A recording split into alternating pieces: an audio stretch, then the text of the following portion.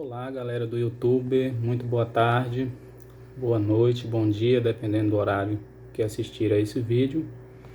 Me chamo Valnei de Oliveira, sou acadêmico do curso de Tecnologia em Gestão Pública do IFRO, Instituto Federal de Educação, Ciência e Tecnologia de Rondônia. Estou estreando esse canal no YouTube, né? A intenção é postar sempre que possível conteúdos, né, trabalhos acadêmicos relevantes, né, que tenha relevância referente ao campo de públicas, né. Então, nesse vídeo nós vamos estrear já com um assunto bastante relevante, que é o processo de tomada de decisão. Então, nós vamos responder aqui a seguinte indagação: diante de uma tomada de decisão que gera mudança, como o gestor pode organizar processos e pessoas para que a mudança seja mais eficiente? O processo de tomada de decisão é um processo bastante corriqueiro, né, no nosso dia a dia, né? O fato de eu estar fazendo, por exemplo, o curso de gestão pública é uma decisão que eu tomei meses atrás, entendeu? Eu faço o curso ou não faço? Decidi fazer, né? Digamos que você está num caminho em que você procura, por exemplo, um endereço, um destino, e você está essa procura num determinado caminho, e de repente você se depara com mais dois caminhos e abre ali duas possibilidades. Um caminho vai para a esquerda, o outro vai para a direita. Você já se depara numa situação em que precisa tomar uma decisão, né? Eu vou para a esquerda, eu vou para a direita. E aí, dependendo do caminho que você escolhe, né, isso gera consequências que podem ser acertadas ou não, né? Escolheu ir para a esquerda e ali não estava o seu destino que procurava. Então a decisão foi errada. Só que esse tipo de decisão não gera prejuízos, né? Nesse caso, a pessoa perdeu tempo, né? Escolheu ir para a esquerda, sendo que o seu destino estava à direita. Então houve ali uma perda de tempo. Nas instituições, né, nas organizações, sejam elas públicas ou privadas, se a decisão for errada, costuma gerar prejuízo, né, que vai de prejuízo financeiro ou até mesmo gera outros problemas, né, indesejáveis em função de uma decisão tomada erroneamente, né. Então, as organizações, né, para não correr esse risco de tomar decisões erradas, geralmente se segue técnicas, né. As decisões nas organizações não costumam ser improvisadamente, né. Nas organizações, geralmente se usa uma técnica, né, um planejamento para que essas decisões elas sejam acertadas, né? Então, que técnicas seriam essas, né? E qual seria o intuito, né, dessas técnicas? O intuito é, como eu já falei, para evitar, né, diminuir o risco de improvisação, né, de um gestor ter que improvisar em cima da hora ali, diante de uma situação, né? Essas técnicas elas levam em conta, né, um certo, vamos dizer assim, organograma, né?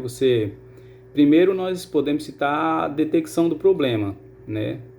Tem um problema que foi detectado, né?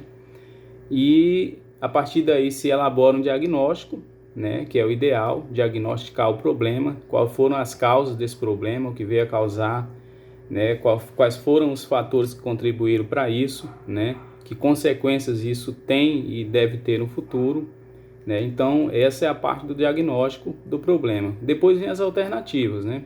Nessa parte das alternativas a gente tem aí seria o momento de avaliar o que pode ser feito para resolver esse problema, de que forma, onde, quando, o tempo, né, que pode ser usado para resolver esse problema, né? E depois vem a decisão propriamente dita, né, com base no diagnóstico, com base nas análises, nas alternativas, o gestor deve tomar a decisão que a ideia é que seja assertiva, porque teve todo um planejamento, toda uma análise, né? Tá. Uma outra coisa que a gente deve ressaltar é que a tomada de decisão, ela basicamente acontece em duas dimensões, né? Ou na resolução de um problema, né? Quando surge um problema e esse problema precisa ser resolvido, e para isso devemos tomar uma decisão, ou até mesmo em relação a uma possibilidade que surge, né? E em cima dessa possibilidade o gestor precisa também tomar uma decisão, né? Gostaria de ressaltar também que as decisões elas são classificadas em programadas ou não programadas, né? Um exemplo típico, né, de decisão programada, né, nós podemos citar aqui o Banco Central, por exemplo, quando ele intervém no mercado de câmbio, quando acontece uma escalada do dólar, né? Então, assim, é programada porque, nesse caso do banco, ele tem uma programação, tem um planejamento para que, se aconteça, né, de o dólar subir de maneira descontrolada, vamos dizer assim, e necessite de intervenção do banco, o banco tem um planejamento, por exemplo, tem tantos bilhões para injetar no mercado para conter essa alta do dólar. É um exemplo de decisões programadas. Há uma programação para um evento que pode acontecer, né, que já tem inclusive acontecido outras vezes. Há um planejamento para conter essa situação, né?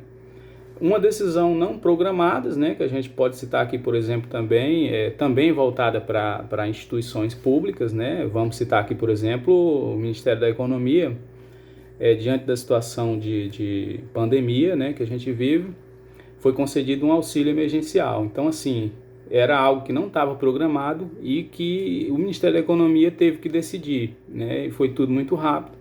Não havia planejamento para isso, né? O Ministério não planejava gastar mais de 300 bilhões, por exemplo, com a concessão de auxílio emergencial. Então foi uma decisão imediata, precisava ser tomada, que não estava programado, né? Afinal de contas, ninguém se programa para enfrentar uma situação de crise sanitária de relevância internacional.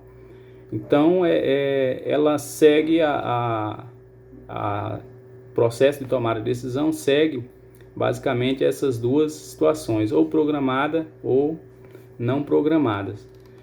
Então seria basicamente isso, né? Para não me alongar muito nesse vídeo, né? Vou encerrando por aqui. Espero ter contribuído de alguma forma com o processo de tomada de decisão, né? Esse assunto que é bastante importante no campo de públicas.